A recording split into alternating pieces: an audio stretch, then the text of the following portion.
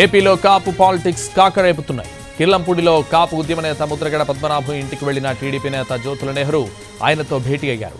TDP Janasena కూటమిలోకి రావాలని ముద్రగడను ఆహ్వానించినట్టు జ్యోతుల నెహ్రూ ఆయనతో భేటీ అయ్యారు.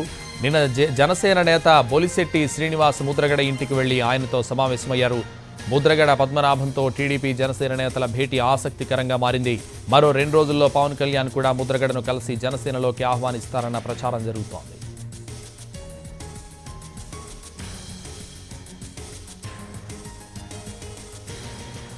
ఏపీలో కాపు పాలిటిక్స్ కాకరేపుతున్నాయి. కిర్లంపూడిలో కాపు ఉద్యమ నేత ముద్రగడ పద్మనాభం ఇంటికి వెళ్లిన టీడీపీ నేత జ్యోతుల నెహ్రూ ఆయనతో భేటీ అయ్యారు. ఏ రకమైనటువంటి నిర్ణయం తీసుకోలేదు. అయితే నాకు మాత్రం వ్యక్తిగతంగా సంపూర్ణమైనటువంటి సహకారాన్ని అందిస్తానని మాత్రం చెప్పడం జరిగింది. నేను నా హైకమాండ్ నన్ను వెళ్ళమని చెప్పలేదు. నేను రాజకీయాల గురించి ఇక్కడ మాట్లాడడానికి రాలేదు. సందర్భోచితంగా వచ్చినటువంటి సందర్భం అది శివనండి అని చెప్పేసి చెప్పడం కోసమే నేను రావడం జరిగింది. ఆయన తప్పగా వస్తా అన్నారు, కానీ చాలా పెద్ద కార్యక్రమం తలపెట్టారు. చాలా సంతోషం అని కూడా ఆయన చెప్పడం జరిగింది.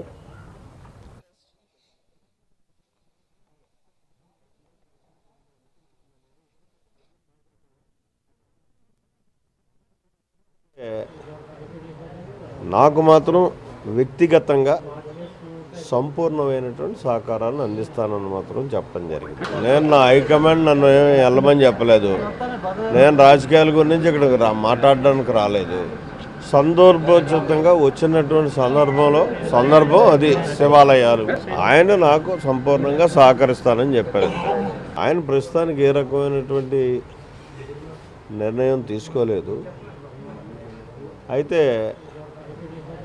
నాకు మాత్రం వ్యక్తిగతంగా సంపూర్ణమైనటువంటి సహకారాన్ని అందిస్తానని మాత్రం చెప్పడం జరిగింది. నేను నా హైకమాండ్ నన్ను